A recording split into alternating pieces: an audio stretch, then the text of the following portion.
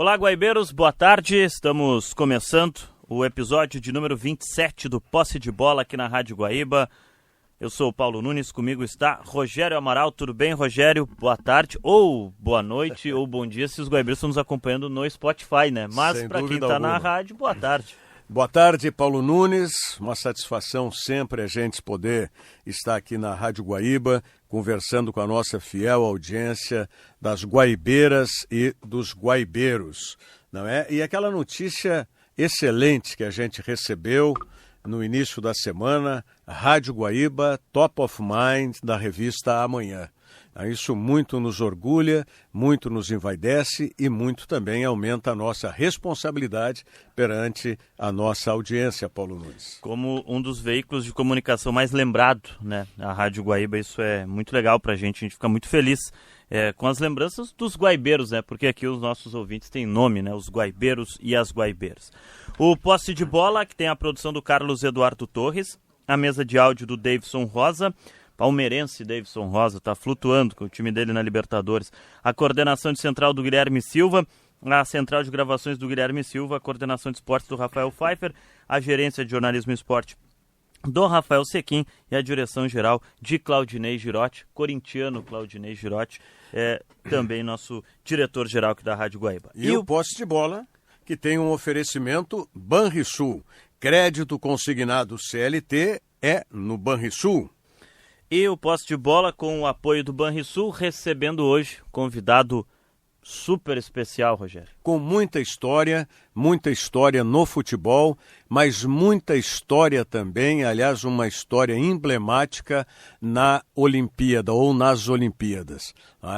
Está conosco aqui professor Hélio Carraveta. Professor Hélio Carraveta, seja muito bem-vindo aqui à Rádio Guaíba, é uma satisfação tê-lo conosco.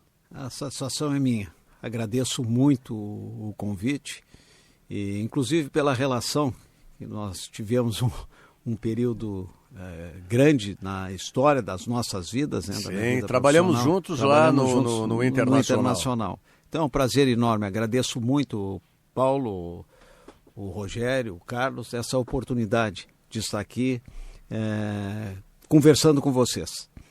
Muito bem. O Posse de Bola, doutor, que é para falar sobre... A gente tem uma frase que é do Cristiano Silva que a gente usa, e pegamos o emprestado dele, que só conta história quem tem história para contar, e com o senhor professor não vai ser diferente. Muitas histórias do mundo da bola, da profissão também, para a gente compartilhar com a nossa audiência. A gente agradece a sua presença conosco. Mas antes, Paulo Nunes, de contarmos um pouco, né, da trajetória do professor Hélio Carraveta e da história que tem no esporte o professor Carraveta, eu queria saber, no momento, se está ligado a algum clube de futebol ou está na docência? Não, eu continuo na docência. Sim. E estou dando alguma consultoria e assessoria na área esportiva.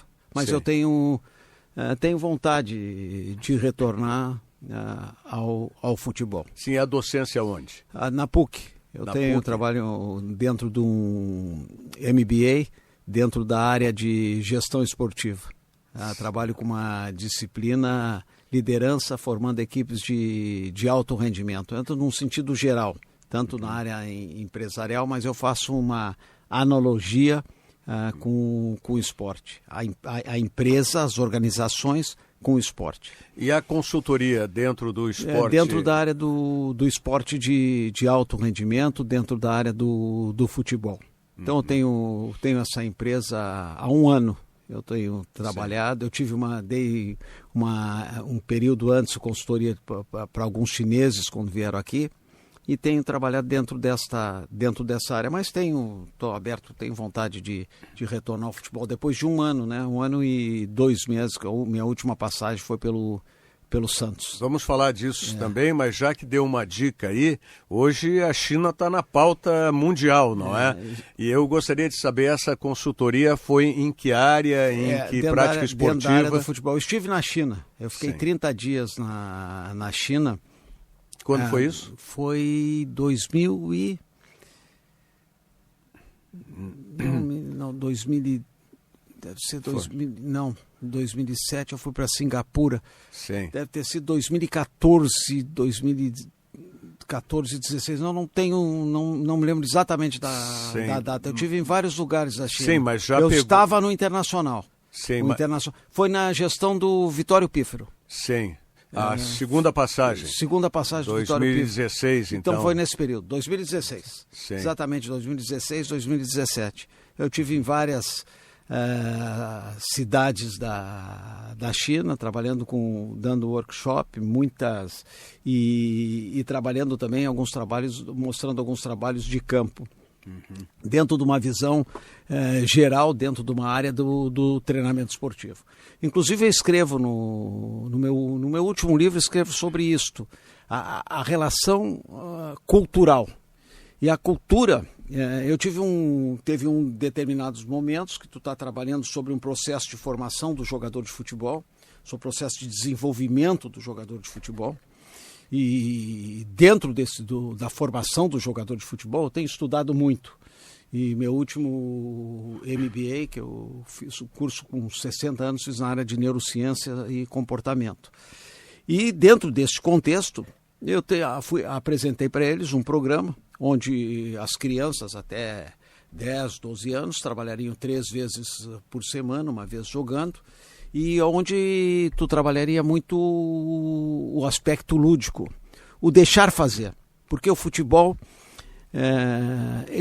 está muito mais para a arte do que um esporte de alto rendimento, porque as tomadas de decisões, elas nunca são as mesmas, e os movimentos, eles nunca são os mesmos, os movimentos são os mais variados possíveis.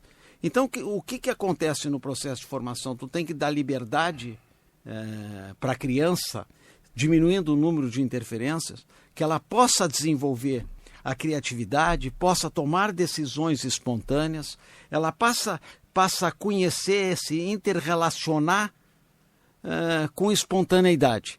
E quando eu fiz essa colocação dentro de um programa, dentro de uma proposta metodológica, houve uma resistência muito grande. Porque dentro da cultura da China, aquela visão do esporte alto de rendimento, dos esportes das artes marciais, da ginástica, eles têm uma carga de trabalho de 3, 4, 5, 6 horas diárias quase constantemente, a semana inteira. Então a criança, ela submete a um programa de treinamento, eu não estou falando se está certo ou errado, dentro daquela modalidade. Então um programa muito intenso, com intensidade e com volume muito grande. E muito disciplinado, Muito disciplinado. Aí quando põe uma proposta da liberdade, deixar jogar... Mais montessoriana, mais Pinkler. Exatamente. Aí tu passa a ter uma resistência, os pais tiveram uma resistência, os próprios treinadores tiveram uma resistência da liberdade. E na realidade, se nós buscarmos uma fundamentação tanto científica quanto na prática, se nós observarmos a realidade do futebol brasileiro, a história do futebol brasileiro e a formação dos grandes craques no futebol dos brasileiros, eles se desenvolveram com naturalidade, jogando na várzea, jogando no colégio, jogando na rua, tiveram essa liberdade. E hoje, cada vez mais, vamos por através de um processo de formalização, nós limitamos, as interferências são tão grandes que nós limitamos o desenvolvimento motor, o desenvolvimento cognitivo e a própria liderança. Porque a liderança quando tu está na várzea, tu está na rua, dentro da espontaneidade, tu desenvolve a tua liderança. A liderança nasce de ti, do teu sentimento, do teu processo de interação dentro do grupo. E quando tu tem a formalidade com as intervenções, essa própria liderança, tu passa a ter proteção e essa liderança não surge de uma forma espontânea. Então isso passa a ser importante. Então tive na China uma resistência muito grande. Sim, eu imagino, né? Em relação a isso. E depois nós trabalhamos muito. Eu participei em Wuhan, na terceira cúpula do esporte de alto rendimento em Wuhan. Eu fui um dos palestrantes nessa cúpula, a convite do governo chinês. E depois, como fiquei mais tempo, eu fiz um workshop em vários lugares. Guangzhou, Shenzhen, Pequim, Xangai. Pegou o futebol em alta lá. Não, quando eu cheguei, eu estou em Guangzhou, no Centro Olímpico de Guangzhou, chega o Luiz Felipe Scolari para assumir o futebol chinês, uma equipe chinesa, e ele está recebendo, eu estou assistindo televisão dentro do Centro Olímpico, e o Luiz Felipe Scolari foi aquele ano. Que ele chegou lá. Foi o ano que ele chegou. Grande, que ele eu não lá. sei se foi 2000, eu não tenho se foi 2016 ou 2015. Eu acho que é 16, se não me engano. Eu tenho... Mas é a fase áurea já do futebol na China. Na China, exatamente. Onde as grandes empresas praticamente encampam os clubes. Eu até vejo, isto aqui, deixa eu ver que ano, tá aqui, eu tenho aqui, isto aqui é a cúpula dos... 2015 foi, tá aqui, 2015. 2015, foi 2015, isso aqui é em Wuhan, foi 2015, então tá aqui, agora tem a data, mas o chinês é muito disciplinado, olha ali, aqui que... observe bem aqui, eles iam em massa, eles queriam informações, só que tem alguns aspectos culturais. Eu acho que a cultura, tu tem que respeitar a cultura. Então, e eu acho que nós aqui, agora voltando ao futebol, acho que nós estamos desprezando, no futebol brasileiro, nós estamos desprezando as nossas raízes culturais, tanto no processo de formação como no processo de lapidação do jogador de futebol. Eu vejo isso. Nós temos excelentes profissionais nas diferentes áreas, mas eu acho que as raízes nós deveríamos resgatar essas raízes.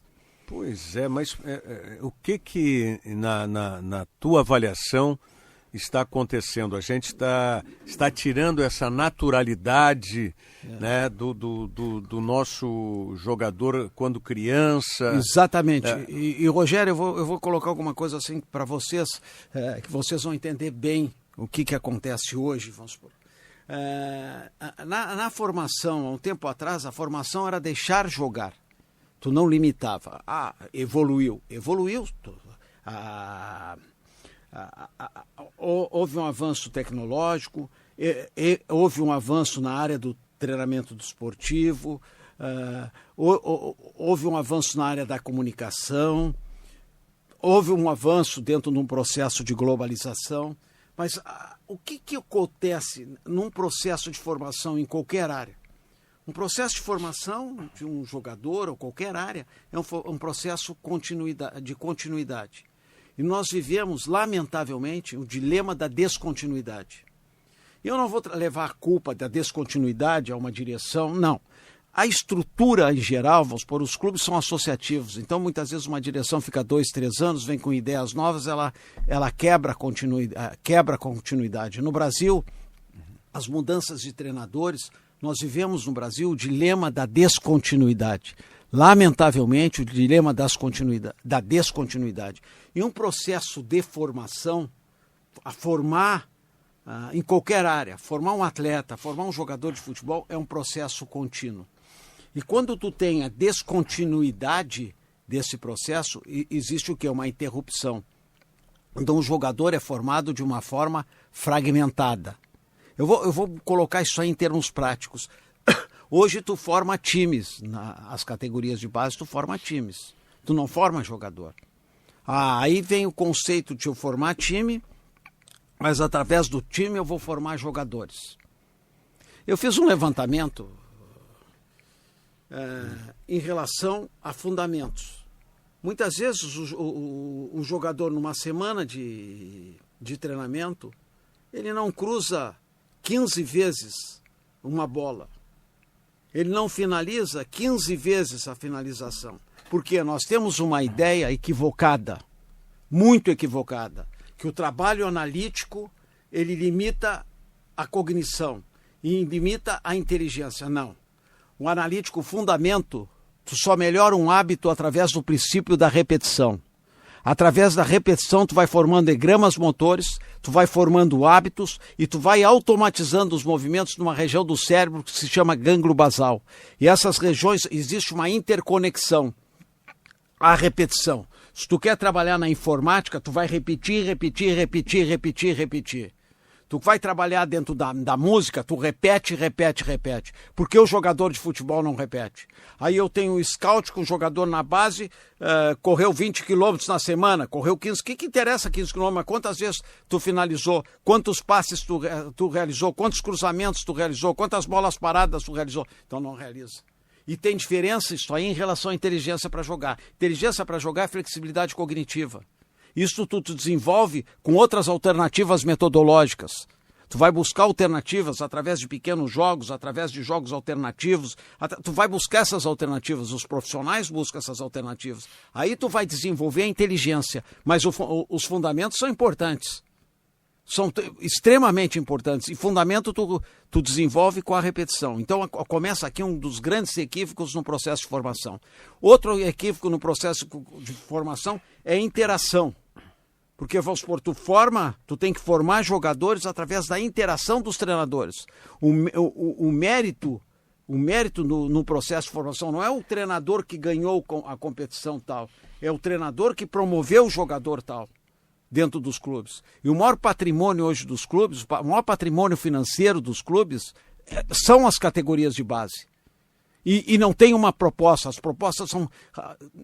Não tem. Tem proposta, mas existe muito equívocos nesse processo. Eu não estou falando colocando a culpa, a responsabilidade de outro. A responsabilidade foi minha. Em determinados momentos eu fui coordenador da base. Tive coordenação da base do Internacional. Então hoje tu passa a ver determinados equívocos que eu mesmo cometi, que deve ser corrigido, mas nós ainda somos cegos em relação a isso. Muitas vezes a nossa prepotência em relação à epistemologia, a história, na minha época acontecia isso, a nossa proposta é essa. Não, o trabalho de formação é um trabalho integrado e um trabalho contínuo, que deve ter continuidade. E essa continuidade não existe. A interação de um conteúdo para outro, de uma categoria para outra, a promoção do jogador de uma categoria para outra tem que estar integrado. Não está integrado, eu vou formar um time, não, eu quero formar jogadores com essas características. E com essas características eu vou formar um time. Então eu vejo um trabalho que nós estamos perdendo muito em relação a isso. O Brasil é o maior exportador de jogadores. Agora, se tu pegar pela população, nós somos em primeiro lugar, se tu pegar pela população do Brasil, nós vamos ficar em 12º, 13º. Sim, percentualmente. Exatamente. Aí tu vê, os jogadores brasileiros são altamente comercializados, porque tu tem bons gestores de negócio. Nós identificamos jogadores brasileiros, são identificados porque tu tem bons captadores. Tem, não é só aqui, mas nós temos uma estrutura organizacional que ela deve, os clubes têm que se atentarem, que ela deve ser melhorada para a formação do jogador, não para a formação de times. E hoje a gente está aí com uma supervalorização salarial, inclusive no futebol brasileiro, que está permitindo que possamos trazer jogadores do exterior e jogadores ainda que teriam, vamos dizer, mercado na Europa, né? Daí o Corinthians com o exemplo do Memphis Depay, e outros também. A própria dupla Grenal, né? O Inter traz o Valência, Borré, que são jogadores que tiveram auge na Europa, né? Das suas carreiras. O Bright White no Grêmio, dinamarquês. No Grêmio tem o Amuso, que é um belga também, tá jogando no Grêmio. E outro ponto que tu coloca bem, isso aqui, é o sistema de recompensa. Os clubes devem pensar o sistema de recompensa, tanto no processo de formação. A recompensa é o seguinte, quando tu passa a ter as recompensas, determinados tipos de recompensa, inibe a tua força interior. A recompensa tu tem que buscar. E isso eu vou colocar para vocês dentro de uma perspectiva. Tu sabe que nós somos aquilo que nós pensamos. Quem define um homem é a cabeça, é o cérebro. Então, tem algumas coisas em termos de recompensa, eu tenho que buscar uma produção hormonal, eu tenho que desencadear uma série de neurotransmissores, serotonina, dopamina, seja o que for, através do esforço, através da dedicação, através da renúncia. Eu costumo dizer que o jogador de futebol é um escravo da superação e o operário do esforço. A vida inteira ele vai ser isso. Pode ser um milionário, mas ele tem que ser isso. Porque o esporte exige isso, uma renúncia. Então tu tem que estar preparado, tem que estar preparado e buscar as compensações, quando tu fala recompensação, as recompensas, através do teu esforço. E muitas vezes nós passamos a contemplar com determinados benefícios. Eu não estou dizendo que não tenha que ter, tem que ter equilíbrio, mas determinados benefícios que passa a ser muito... a Bolsa Louis Vuitton tem tem um significado muito grande, o carro tal tem um significado muito grande, e o que tem que ter significado no processo de formação é a força interior, é tu querer vencer. Aí depois tu pode ter tudo, tu tem que ter o prazer, encontrar o prazer através do teu esforço. E o que acontece? Isso tu vai formando uma força interior e tu vai formando uma consciência em termos de pensamento, uma capacidade de entender, de interpretação, que essa capacidade, o teu pensamento, a tua força interior passa a dominar, tu desfruta o prazer, mas tu entende que aquele prazer é um prazer momentâneo, tu tem que dedicar a isso. Então, na formação, o processo de formação em relação ao sistema de recompensa também deve ser muito pensado. E hoje existe raras propostas dentro desse contexto. Infelizmente, eu falo isso e não estou jogando responsabilidade em quem está, quem não está. Eu faço assim até uma autocrítica no período que eu trabalhei. Então não estou repassando ninguém. É um tanto quanto conceitual isso, né? Daqui a pouco você vê os jogadores que vêm da base já pensando na recompensa, não a sua recompensa, vamos dizer, interior, mas uma recompensa sempre exterior. Né? De aparência, de aquisição, alguma coisa nesse sentido. E eu parto do princípio, quanto mais tu busca a recompensa interior, mais tu vai ter a recompensa externa. Mais tu vai ter. Então essa recompensa interior, ela passa a ser fundamental. Tem um atleta que eu trabalhei, até vou citar o nome, que eu gosto muito dele, acho que é um cara... Eu vou dar um exemplo para vocês, para mim, como atleta, eu tive a oportunidade de trabalhar com ele um período quando chegou no Internacional, e depois eu vejo como cidadão. É um cara que tinha uma força interior muito grande e continua com uma força interior muito grande. Não vou fazer apologia, mas é o Dunga. O Dunga, se tu vê o Dunga tinha aquela força interior muito grande. E continua com essa força interior para fazer o bem. Mas naquela época, como jogador, ele tinha uma força interior grande. E essa força interior, ela te leva ao crescimento. Tu vai ter as recompensas muito grandes. Eu estou dando um exemplo, poderia dar outro aqui, mas no caso dele, como ele está perto aqui de nós, fica mais fácil. Não só recompensa, mas superações. Superações. Também, né? Então, para mim, é um exemplo que eu levo na minha vida e dentro daquilo que eu tenho visão, eu tenho estudado, vivenciei e vejo, isso é importante. Essa força interior é muito importante. Por falar na tua vida, eu sei que o Paulo Nunes está querendo te perguntar da tua vida no futebol, mais recente e também mais da trajetória.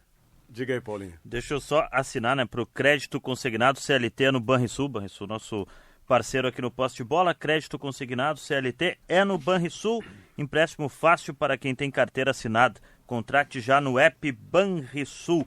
O professor Carraveta citou o Dunga, e acho que para as gerações mais jovens, assim, de renúncia, principalmente da palavra renúncia de algumas coisas da vida pela carreira, acho que os grandes símbolos também, o Messi e o Cristiano Ronaldo, que eram caras que estavam sempre atingindo recordes um do outro. Sim. E jogavam no mesmo país, e as renúncias que eles faziam, obviamente, depois, cada recorde, um salário mais alto, um contrato maior, enfim, mas pela representatividade desses dois jogadores recentes, eu acho que dois grandes símbolos do futebol recente. Sim, eu cito o Dunga pela proximidade, né?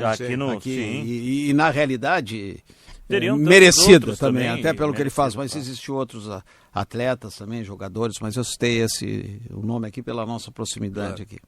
E como foi trabalhar no Inter, professor, nesse tempo todo? Foi uma experiência muito gratificante no Internacional. Tenho um carinho muito grande pelo Internacional. Pegou todo esse momento de grande crescente todo momento. do clube. E eu tive vários momentos no Internacional. Primeiro eu entrei como coordenador de preparação física na época do Celso Roth, Beto Ferreira, com Medina. Na gestão do Paulo Rogério Amoretti, eu fui coordenador, seria um diretor executivo, na época que não tinha nem logística, até o dinheiro eu pegava. Então eu conheci o Internacional, tive uma vivência no Internacional, desde buscar dinheiro, tudo. Aí depois entrou na gestão do Fernando Miranda, eu fiquei mais 3, 4 meses, até chegar o João Paulo Medina. Aí eu fui fazer um trabalho dentro da base, passei a ser coordenador da base.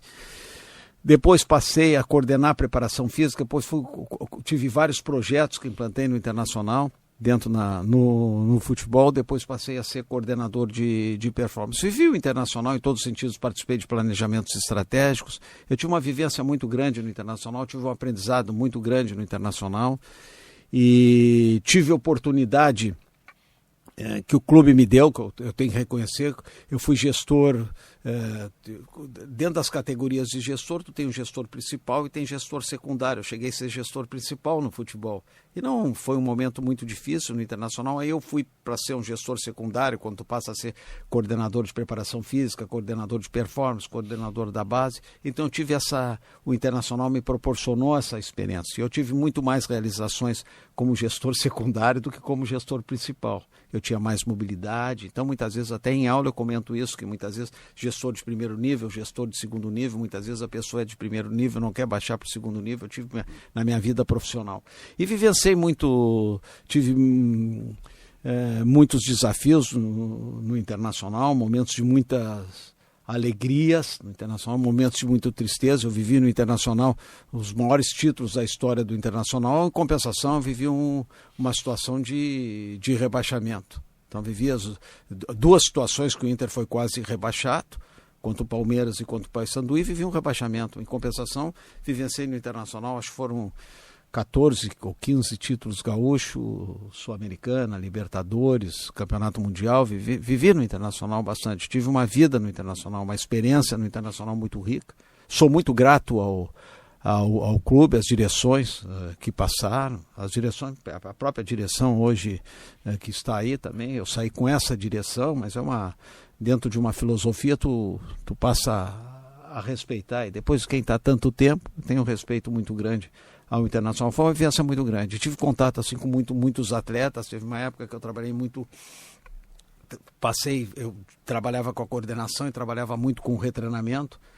Retreinamento foi eu introduzi no Internacional esse processo de retreinamento. Trabalhei muito com essa área, com a área médica, a área da saúde, a área da performance. Tive uma experiência muito, muito gratificante. Em momentos especiais no Internacional, eu guardo assim uma memória afetiva do Internacional muito, muito grande. Eu, por outro lado, tenho uma gratidão ao Grêmio, porque foi o Grêmio que eu tive a oportunidade. Trabalhei nas categorias trabalhei no futebol de salão, futebol e nas categorias de base, através do Grêmio que eu fui para o Internacional. Então tenho uma gratidão muito grande em relação a isso. E é uma vida, uma experiência. Trabalhei, Paulo Nunes, eu acho que outro dia eu fiz o cálculo, eu trabalhei com mais de 50 treinadores do Internacional. 50 treinadores? Mais de 50 Entre treinadores. Base e profissional. Mas assim, tirando a base, tirando os treinadores da base, eu trabalhei no profissional acho, com uns 48 treinadores. É mesmo? Se eu começar a elencar aqui, eu acho que uma época até eu tinha o nome de... Tu vê aqui, então foi uma experiência, eu vivi... Então, quando o treinador falava, algumas coisas tu já conhecia, tu já tinha vivenciado. Vivenciado. Mas lembra qual foi o primeiro treinador no profissional? Celso Rotti. E aí o último ano No último foi com Medina, o Papote Medina, porque eu tive antes, quando a direção assumiu, saiu o Abel e entrou o Miguel Ramírez. E aí depois é que veio o Medina. Depois veio o Medina, aí o Ramírez chegou, acho que veio o Diego Aguirre de novo. É que sai sai o Ramírez e vem, acho, o Aguirre. Retorna o Diego Aguirre. Aí depois é que o Medina. Depois depois do Aguirre veio foi pro Atlético, me dá bem com ele. Foi pro Atlético? Foi pro Atlético Mineiro, depois voltou pro Inter. Agora o recente foi treinador antes do Mano. O Eduardo Cudê. E depois do Cudê veio o Medina. Depois do Cudê. Depois do Cudê veio o Medina. Aí depois o Ramírez. Nessa época teve aí antes um pouquinho o Odair também. Que acabou... Não, o Odair, peguei. Pode ir pro Carlos Alberto Parreira, Joel Santana. E aí vai, Cláudio Duarte, o Lori Sander. Continuo o Zago. E aí vou indo. E a gente fala Muricy, Abel, Sim, vou vai nos 48. Vai. A gente fala muito de característica de jogador, né? Sim. Mas tu falando os nomes aí, a gente vê que são características bem diferentes de um treinador para outro. Paulo Autuori, Cláudio Duarte, aí vai, Leão, aí vai indo, o Zago. Agora que eu não lembrava, quando eu saí do Santos, estava assumindo o Santos o Galo. E aí eu fui Trabalhaste com ele no Internacional? Trabalhei com ele, não, aí ele me abraçou e disse assim, pô, tu me ajudou muito no Internacional. Eu não me dei conta, mas foi mesmo, foi quando ele entrou, ele era muito jovem. Sim. E tinha entrado ele, o Valdir e o Faleiro, que era o preparador físico. Eu não me dei conta, que o próprio Galo. Então eu trabalhei com muitos treinadores. E tu passa a ter confidências mais com o outro, mas tem confidências. E muitas vezes eu acho que é muito importante também tu ter a transparência, né? E muitas vezes o treinador te dá essa possibilidade, tu tem que ter transparência em relação ao treinador. Então, e com os atletas também acaba sendo assim, professor? Daqui a pouco o jogador está um período lesionado, isso, tá trabalhando tu conversa com dele. ele, tudo. E outra coisa que acontece muito quando tu trabalho individual com o atleta, tu trabalha um pouco, tu passa a trabalhar a cabeça do atleta, entender o atleta, e muitas vezes o atleta também ele confidencia contigo sobre um treinador, aí tu tenta mostrar a realidade, não tira a razão dele, mas possa mostrar a realidade do treinador e outras coisas, tu aproxima do treinador também. Sim. Tem coisas que tu passa a aproximar, só tu tem que trabalhar com transparência, trabalhar com a verdade. E muitas vezes a verdade, ela dói, mas tu tem que entrar, tu tem que deitar e dormir com a verdade. Tu tem várias maneiras de colocar a verdade, mas tu não pode deixar de colocar. Eu lembro que quando eu estava trabalhando sempre com retreinamento, os atletas tinham que vir muitas vezes 2 turnos, e eu dizia para eles, o trabalho vai ser assim, assim, assado. Só uma coisa, se vocês tiverem um problema de sono, problema de filho, não dormiram, muitas vezes problema de noite que tu não... Mas o problema de sono, eu não quero saber o problema. Só chega aqui e me diz, professor, não dormi à noite, porque aí não adianta eu dar uma carga de trabalho para eles. Então eu tive esta relação. Então, eventualmente, um dizia para mim, não dormi essa noite, eu digo, vou diminuir o treino aqui, nem nada. E eles se adaptavam, entendiam. Então é uma forma, e muitas vezes quando o atleta está lesionado, ele tem emocionalmente também, ele está num nível abalado. Então é um trabalho extremamente gratificante. A recuperação do Rodrigo Dourado, professor, porque um jogador que era capitão do Inter... Sim. Destaque da base, tem uma lesão grave. Eu elenquei alguns aqui. O Valdívia também teve uma lesão grave teve, no melhor momento da carreira. Sim. Paulo Guerreiro, eu tive com o Paulo Guerreiro agora em Peru, no Lima, foi assistir o jogo dele. O Guerreiro com 42 anos, é um profissional de... Ele e o Barcos estão lá. Os dois, e treino consciente. Mas o Dourado, professor, porque era capitão do time, Sim. Destaque da base, a gente fala na gíria do futebol, voando, seleção olímpica, campeão olímpico, e tem uma lesão grave e leva quase 2 anos para retornar. Para recuperar, foi uma questão de segurança, né? Que depois ele volta ao departamento médico, volta ao departamento médico. Reconstruiu a carreira. Hoje depois construiu. E era um atleta, foi o capitão do time, tudo. Então, muitas vezes... tu trabalha, Paulo, assim, nós trabalhamos não num paradigma de certeza. Muitas vezes o atleta vem do departamento médico, quando ele começa a ter a carga de trabalho, ele vem do departamento médico, passa para o fisioterapeuta, onde tu trabalha a qualidade do movimento. Aí quando tu começa a provocar impacto, muitas vezes aquela lesão ou aquela cirurgia, ele começa a apresentar problema, aí tu vai ver, a lesão não está consolidada, a cirurgia não foi consolidada, isso acontece muito. Então isso tu trabalha sempre dentro dos bastidores, né? Que tu está trabalhando isso aqui. Então porque muitas vezes, nem sempre tu acerta. Então muitas vezes os atletas, é um trabalho... E até porque varia muito de atleta para atleta. Essa recuperação. E são atletas que têm mais sensibilidade à dor, outros não têm tanta sensibilidade à dor, mas depende muito, muito, muito, e muitas vezes também do grau de lesão, do grau de cirurgia. Então é um trabalho que tu tem que tomar cuidado, e tu trabalha muito muito, muito, muito com a tua sensibilidade, com a tua experiência. Essa história de muitas vezes assim, ó, eu estou acompanhando, com base na literatura, eu estudo até hoje. Leio até hoje, tenho artigos científicos, tem tudo que eu leio até hoje. Eu tenho uma formação acadêmica que me habilita a teorizar cientificamente, mas desconsidera. Isso aqui não. A tua sensibilidade, a tua percepção, tu não encontra nos livros. Sim.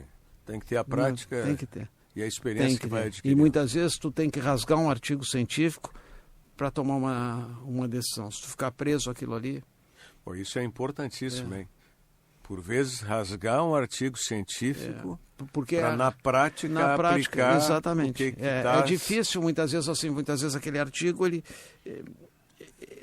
não contempla aquela realidade que você está vivendo. Então muitas vezes tu tem que ter essa sensibilidade. Então é um trabalho extremamente complexo, é um trabalho muito que tu tem que trabalhar de uma forma muito integrada. E outra coisa, tu tem que te despir. Tu tem que vestir uma sandália do franciscano. Tu tem que ter humildade. Vamos supor assim, eu estava 25 anos no Internacional e sabia que eu tinha limitações, sabia que muitas vezes, não é aqueles 25 anos, não é minha formação acadêmica, muitas vezes tu te sente incapaz. E tu tem que ter capacidade de entender a tua incapacidade naquele momento. Porque muitas vezes tu tá buscando alternativas e tu não encontra alternativas. Sim, humildade tem que ter. De reconhecer isso e buscar em outras eu pessoas. Eu cansei de ligar para a Espanha, cansei de ligar para saber informações, para mim poder ter informações para buscar algumas alternativas. Então, vou dizer assim, eu tenho experiência, eu vou fazer... Não, mas muitas vezes tu tem que ter essa humildade. Isso não é fácil, não. Ainda mais num mundo Nesse competitivo meio, como o do futebol. Não é fácil, não é fácil. E muitas vezes tu... tem momentos também que tu tem que admitir o erro.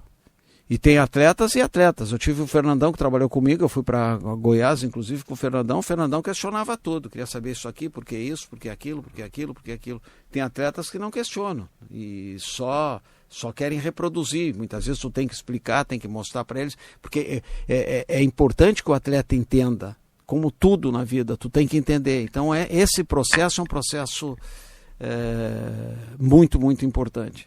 Que ele entenda, ele tem que compreender. E trabalhar dentro dessa visão de todos. Porque tu não trabalha para o atleta, tu trabalha para uma equipe. E o atleta ele tem que entender que ele faz parte de uma equipe. Então, e aí tu trabalha também, tem outro ponto também que nós encontramos, muitas vezes a própria vaidade, que tu tem que trabalhar com isso, a autossuficiência, que existe isso. Então, tem uma complexidade, mas é um trabalho muito rico. Eu nesse período todo, eu tive uma realização muito, muito grande, uma compensação muito, muito grande em relação ao trabalho. Porque eu vivi, quando tudo aquilo que tu vive e tu tem interesse, tu passa a ver, tu desfruta, né? Professor Hélio Carraveta conosco aqui no Posse de Bola, que tem o oferecimento de Banrisul, crédito consignado CLT no Banrisul. Eu estava pensando que eu anotei alguns atletas assim recentes que eu lembro que tiveram as recuperações e voltaram a atuar, professor. Sim. Eu fui o Guerreiro, agora citamos, né, que está no Aliança Lima. O Guerreiro fez 3 cirurgias depois daquela. Chegou a fazer 3 cirurgias e está atuando. Está lá na equipe do Aliança Lima. Tu falaste no Valdívia. O Valdívia. Eu não lembro, ele teve uma lesão... Ele teve uma lesão de joelho, né? O Valdívia na seleção olímpica. Depois voltou, mas o Valdívia fez um trabalho de base, fez um trabalho bom, fez um tempo de trabalho de base. Mas as lesões, elas são inevitáveis, tá? Tem lesões graves, tem lesões graves. Mas essa história das lesões, hoje, com a sequência de jogos, com o calendário, com as viagens, hoje, então? com o nível de exigência, as lesões são... Então, os clubes hoje, não adianta... Eu tinha uma resistência muito grande quando eu escutava uma manchete, ou alguém colocando, meu time teve poucas lesões, meu time não lesiona. Não. Isso aí não... as lesões vão acontecer. Eu estou falando quem está fora do futebol, não estou defendendo até, mas as lesões vão acontecer e muitas vezes a quantidade de lesões vai ter. Essa quantidade de lesões, às vezes elas são inevitáveis. Por mais recursos que tu busque, tanto para prevenção de lesão, quanto melhor uma metodologia de trabalho, mas pela sequência de jogos. E outra coisa também, pela própria idade hoje dos jogadores, muitas vezes tu tem assim passa a ter também um conflito geracional, né? Tu tem jogador de 40, tu tem jogador de 17, então tudo isso afeta. E outra coisa também, o próprio emocional ele te afeta muito, ele contribui.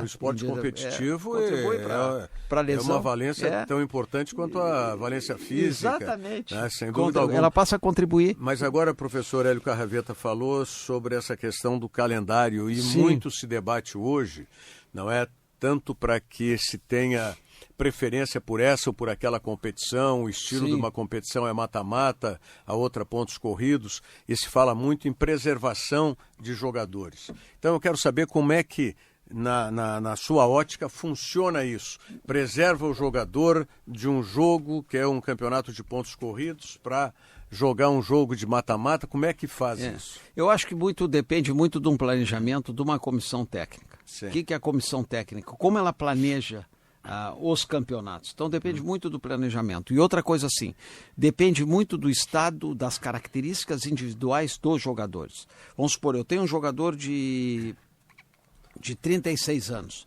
Um jogador que ele tem explosão, com 36 anos continua com explosão, é um jogador que é rápido ainda, mas aí eu passo a ter que tomar determinados cuidados com esse jogador pela característica dele, que é um jogador ainda que tem explosão, que tem velocidade, mas ele tem uma certa idade. Então vou preservar. Então muitas vezes tu trabalha em cima da minutagem. Muitas vezes tu trabalha em cima tu tem percepção subjetiva, tu tem os analisadores bioquímicos que te dão todas essas informações. Só que o calendário, eu quando estava trabalhando no futebol, eu me recusava a falar sobre o calendário. Porque o calendário tu não vai, é esse o calendário, então tu pode optar para não participar da competição. Mas, as organizações te oferecem um calendário, esse calendário gera dinheiro, gera recursos, ele entra numa área de negócio, numa área econômica, então vamos supor, tu não quer obedecer o calendário, sai da competição. Ou te adapta. Pode sair da competição, ou te adapta. Então não adianta tu reclamar do calendário, porque tem uma série de fatores, uma série de variáveis envolvidas. Então assim, reclamar do calendário, então tu te omite participar de uma competição. Ou põe uma equipe nessa competição, eu vou colocar uma equipe X. Sim. Então, mas aí não Juvenil. adianta. Não adianta falar do calendário. O calendário é desumano? É desumano. É desumano para os atletas, é desumano para os profissionais. O calendário é extremamente desumano. O calendário, quem cumpre o calendário, ele qualifica o futebol, não qualifica o futebol, porque tu leva o futebol, ele vai perdendo, o futebol perde a qualidade. Então tem uma série de fatores negativos. Então os clubes têm que decidir, eu vou participar os clubes querem participar de todas as competições, então não tem que falar do calendário. Se quer participar de 3, 4 competições, então tu submete a isso. Então tu pode optar, não busca alternativas, os clubes podem buscar alternativas e não participar de todas as competições. O Posse de Bola recebendo Hélio Carraveta, professor Hélio Carraveta conosco no Posse de Bola, que tem o oferecimento do Banrisul. Crédito consignado CLT é no Banrisul. Empréstimo fácil para quem tem carteira assinada. Contrate já no app Banrisul. Essa questão do calendário é um conflito grande. E tem uma outra, professor. A gente, pelo menos eu ouço falar algumas vezes... Jogador, quando é contratado do mundo árabe, principalmente, futebol árabe, agora ainda mais que está em voga, futebol saudita agora principalmente, tempo de adaptação, a preparação lá é diferente, o calendário lá é diferente, a forma de jogar é diferente. É correto falar que o jogador sente a diferença do mundo árabe para o futebol sul-americano, por exemplo? Sente Sente a diferença. Então, quando tu contrata um jogador, aí entra uma área de planejamento, entra uma área de gestão. Quando tu contrata o jogador, tu tem que saber do jogador, saber o estado dele, saber o tempo que ele vai ter de adaptação e dar esse tempo para o atleta se adaptar. Isso é uma questão de gestão. Então, muitas vezes, tu contrata o jogador, tu acha que o jogador em uma semana vai estar aqui jogando. Aí tu vende a ideia que vai jogar. Muitas vezes por pressão da torcida, por pressão da mídia. Então é gestão isto. Então tu tem que ter uma proposta, tu tem que ter gestão. Se tu tem gestão, tu consegue trabalhar com esses fatores, com essas variáveis. Tu pode trazer um jogador, vai provocar uma adaptação, adapta ele e tudo. E vai buscar mais informações do jogador. Muitas vezes tu não busca informações do jogador. Essas informações, as informações, hoje tu tem várias plataformas que são fundamentais, são importantes, mas independente dessas plataformas, tu tem que fazer uma avaliação mais subjetiva e saber um pouco do histórico do jogador e dentro do contexto que ele está vivendo, o número de jogos que ele está jogando, o comportamento dele antes de tu trazer o jogador. Mas isso aí muitas vezes não é feito, porque na prática tu tem que tomar decisões rápidas. Aí é uma questão de gestão. Como eu falo em geral das categorias de base, que não, eu acho que a gestão, tu tem que pensar em termos de gestão de formação das categorias de base, é o mesmo processo de gestão de contratação.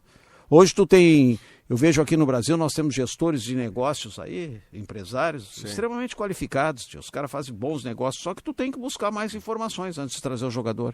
E tu tem que ter um planejamento, né? Professor Hélio Carraveta, fora do futebol, tens um case vitorioso em Olimpíada, que foi a Olimpíada de Barcelona, é isso? Rogério, eu vivi o esporte olímpico. Sim. Vivi o esporte olímpico. Eu quando jovem, eu ia treinar, eu queria ser jogador de futebol. Meu sonho era ser jogador de futebol. Então eu ia treinar no campo nacional com o seu Joffre, me dava chance, mas não conseguia jogar, porque eu era ruim, não tinha qualidade, mas queria jogar futebol, era ruim. Aí lá no Internacional, Bombeiro e Dario Tavares me convidaram para mim, queria que eu corresse. Eu disse, seu Joffre, eu não quero correr, eu quero jogar bola. Aí eu fui lá na Redenção, correr de... Bombeiro era o treinador de atletismo e o Dario Tavares. Aí eu fui lá fazer uma corrida, correu de pé descalço, ganhei a corrida. E aí a Sojipa, tinha 14 anos, recebi uma carta da Sojipa. Aí cheguei lá de camisinha de física, de pé descalço na Sojipa, corri me deram um tênis lá, ganhei uma carreira lá de 100 metros. Aí eu comecei a fazer atletismo. E eu tive um sonho na minha vida. Quando entrei, eu tinha visto a Universidade, eu tinha um sonho. Eu queria uma Universidade, queria uma Olimpíada como atleta. Sim. Não consegui uma Olimpíada. Tentei 2 vezes, mas fui uma Universidade. Fui uma Universidade em Roma, 63 foi aqui. 12 anos depois eu vou a uma Olimpíada em Roma. E realizei. E depois eu tinha um sonho de botar um atleta numa Olimpíada. E era o meu sonho, teria botar. E aí eu tentei levar o Volmir Herbst. Aí ele não conseguiu, nós tivemos em Turino, ele não conseguiu o índice olímpico. E como eu ia trabalhar na Olimpíada de Barcelona, com a equipe do Eduardo De Rose, eu digo, seria a oportunidade de eu ter um atleta na Olimpíada. E ele não conseguiu o índice lá, tudo, com condições, todas as condições conseguiu o índice. Aí ele participa de várias carreiras lá em Barcelona, começa a ganhar bem as carreiras. A Maratona Olímpica foi 25, 26, 27, 28 de julho de 1992. E o Volmir não participa, assiste a Olimpíada e ganha, começa a ganhar várias competições na Europa. E tem a Maratona Pós-Olímpica, março de 1993. Aí o Volmir lidera a maratona pós-olímpica, ganha numa distância grande do segundo colocado e chega a 1 segundo a mais do que o atleta que venceu a maratona olímpica, o chinês que venceu a maratona olímpica de Barcelona. E o Volmir ganha a maratona pós-olímpica praticamente de Barcelona. O mesmo tempo. O mesmo tempo, 1 segundo.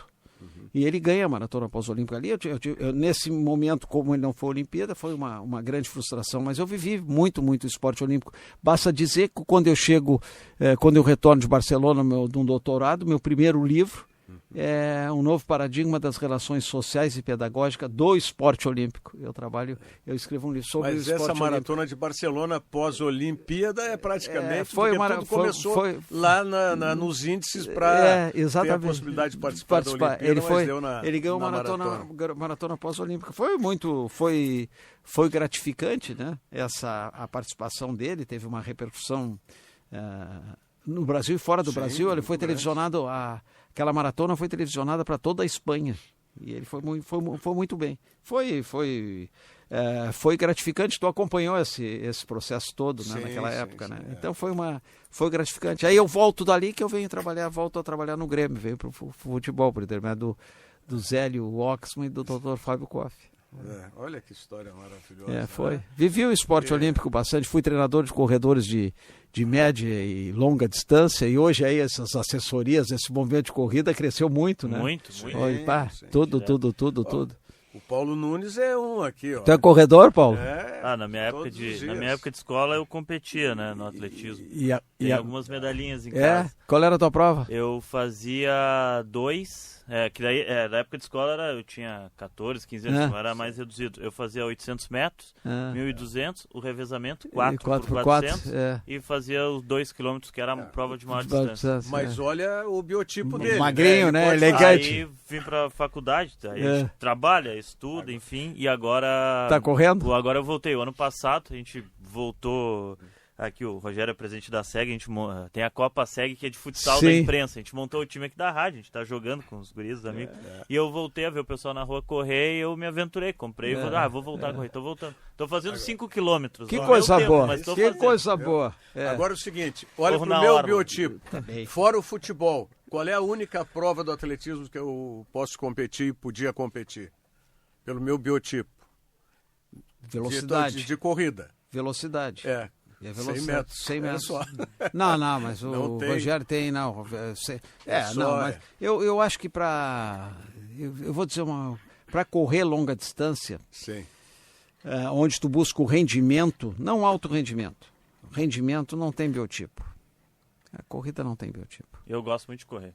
Não tem biotipo. Biotipo, tu correr e pedalar, né? Exatamente. A corrida, tu tem que ter muita determinação, né? Isso é o mais importante. Para mim funciona como uma terapia. É a terapia. Eu corro, eu tento. Às vezes a gente não consegue pela escala de trabalho, de jogo, daqui a pouco viagem, enfim.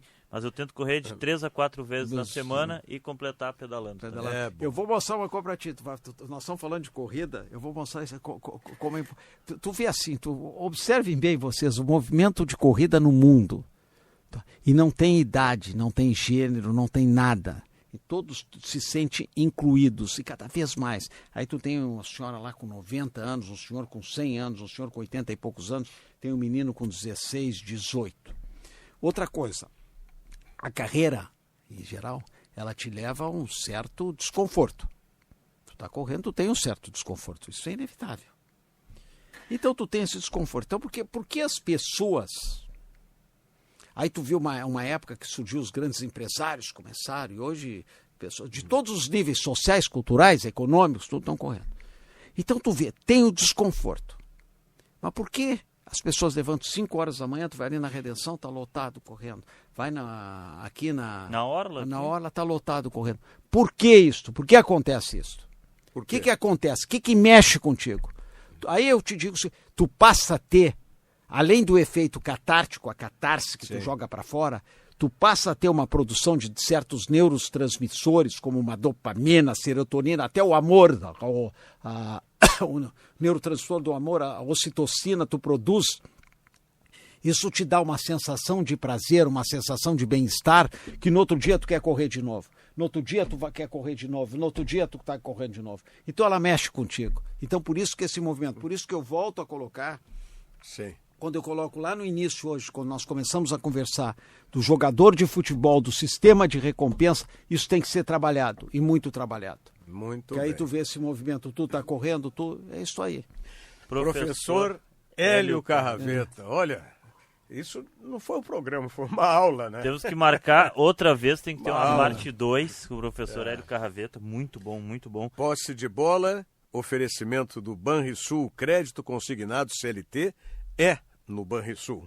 Professor, obrigado pela presença conosco aqui nos estúdios da Rádio Guaíba. Eu que agradeço essa rica oportunidade de poder aqui vir conversar com vocês, te conhecer também. O Rogério, meu querido amigo, quando tu me convidou, te disse que seria um prazer enorme. Eu lembro dele desde guri, quando na carrucha dele lá, Desde guri. Nós éramos guris, né? Desde guri. Porque nós somos praticamente da mesma safra. Da mesma safra, lembro dele. Tá, Maravilha. Agradeço a oportunidade. Desejo muito sucesso para vocês aí. Episódio 27 do Posse de Bola vai ficando por aqui. Voltamos a qualquer momento no Spotify, Guaíba Esporte, ou no próximo domingo aqui na Rádio Guaíba. Obrigado a todos. Tchau.